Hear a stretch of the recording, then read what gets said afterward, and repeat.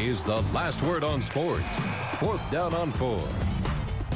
Thanks for staying up with us. Tonight on 4th Down, we talk NBA basketball, or the lack thereof in some cases, with two reporters, one from Oklahoma City, the other from Seattle. Just how will the sale of the Sonics to an Oklahoma City group affect not just their cities, but New Orleans as well? That a bit later. First, we're just 4 days out from the start of Saints training camp. The team will forego the comfort of training at home and venture out to Jackson, Mississippi. Millsaps College has brought in extra-large mattresses and added almost 300 extra cafeteria workers.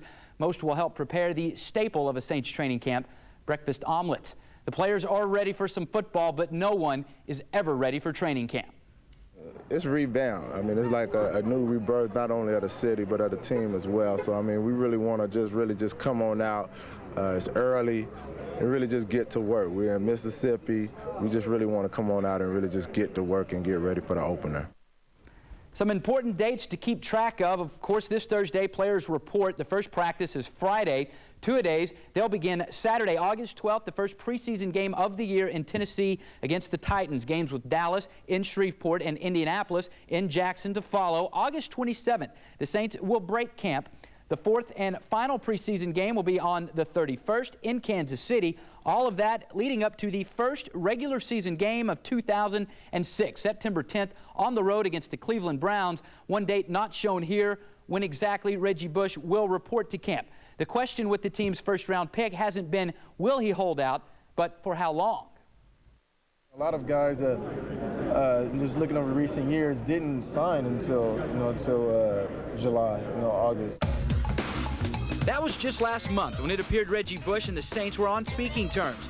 Now, according to an article by Jason Cole from Yahoo Sports, negotiations between the Bush camp and the Saints are nearly non-existent, and Bush has now dropped the ultimate negotiation ploy, threatening not to just hold out, but to sit out the entire season and re-enter next year's draft. Similar ploys have been used before. San Diego's Quentin Jammer threatened the Chargers with the same scenario back in 2001. He'd eventually signed but didn't join the team until week 3. Quentin Jammer is no Reggie Bush. I think it's mostly a ploy, because 99.9% of the time it is mostly a ploy. The preponderance of players eventually play. But if any player is in position to actually do this, ever, it is Reggie Bush, because he's got the money socked away, and he really doesn't have an overwhelming desire to play in New Orleans if things don't go his way. Getting Bush in camp at all seems less and less likely, which means trading Michael Bennett is probably put on hold as well.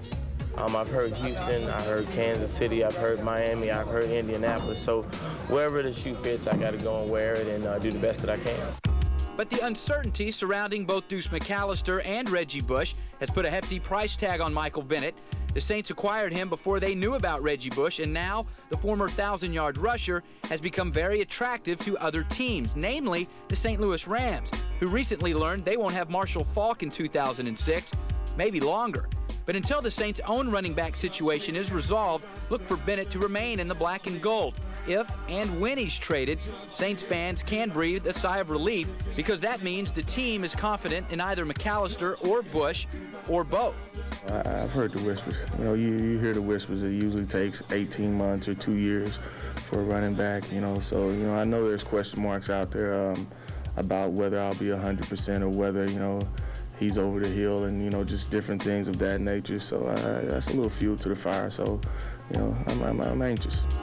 Last year's starter is coming off major knee surgery, the same type of surgery both Jamal Lewis and Jamal Anderson had. But Lewis was 23 when he blew his knee out. He would bounce back and rush for more than 3,300 yards over the next 2 seasons. Jamal Anderson, meanwhile, was 27 when he tore his ACL back in 1999, roughly the same age as Deuce. Anderson would rush for 1,000 yards the next year, but was out of the league after 2001. The feeling that I got when I came here, the sincere feeling that these guys really wanted me here, and they really had confidence in me. And, obviously the issues with my, with my surgery and everything else, I just felt like they had as much confidence in me as I had in myself. A few years back, the Saints told their fans, "You gotta believe." They're doing it again. This time, instead of bumper stickers, though, the slogan can be seen in their biggest offseason free agent signing, perhaps ever. Drew Brees and his torn labrum will be dissected with every throw this training camp. But if he's not throwing bombs right away, don't worry. Like everything else with Sean Payton, repetition will be the key, or in Drew's case, the lack thereof. There's nothing magical to winning in this league. It's difficult, but it's not a secret. It's the same with every winning team right now. Preparation, attention to detail. We'll look for tough, disciplined, smart football players. Those are players you win football games with. And getting those players signed and on the field. We'll begin our coverage of Saints training camp every day. We'll be live starting this Thursday all the way through August 27th. Stay with us. Much more Fourth Down on the way, including the three-ring circus that is the future of the Seattle Supersonics.